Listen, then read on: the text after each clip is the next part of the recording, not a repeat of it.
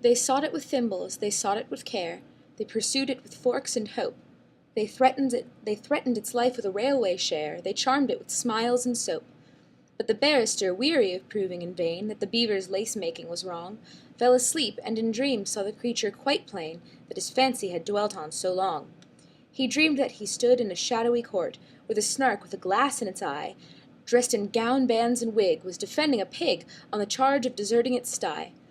The witnesses proved, without error or flaw, that the sty was deserted when found, and the judge kept explaining the state of the law in a soft undercurrent of sound.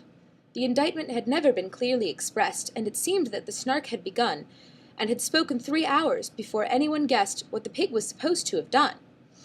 The jury had each formed a different view, long before the indictment was read, and they all spoke at once, so that none of them knew one word that the others had said. "You must know," said the judge, but the Snark exclaimed, "Fudge! That statue is obsolete quite. Let me tell you, my friends, the whole question depends on an ancient manorial right. In the matter of treason the pig would appear to have aided but scarcely abetted. While the charge of insolvency fails, it is clear, if you grant the plea never indebted. The fact of desertion I will not dispute, but its guilt, as I trust, is removed, so far as related to the costs of this suit, by the alibi which has been proved. My poor client's fate now depends on you votes."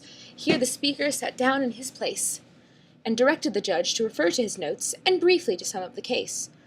But the judge said he never had summed up before, so the Snark undertook it instead, and summed it so well that it came to far more than the witnesses ever had said.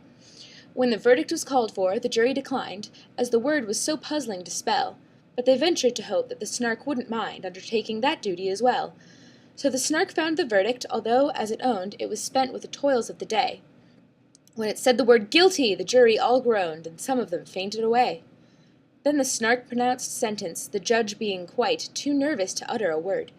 When it rose to its feet, there was silence like night, and the fall of a pin might be heard. Transportation for life was the sentence it gave, and then to be fined £40. The jury all cheered, though the judge said he feared that the phrase was not legally sound.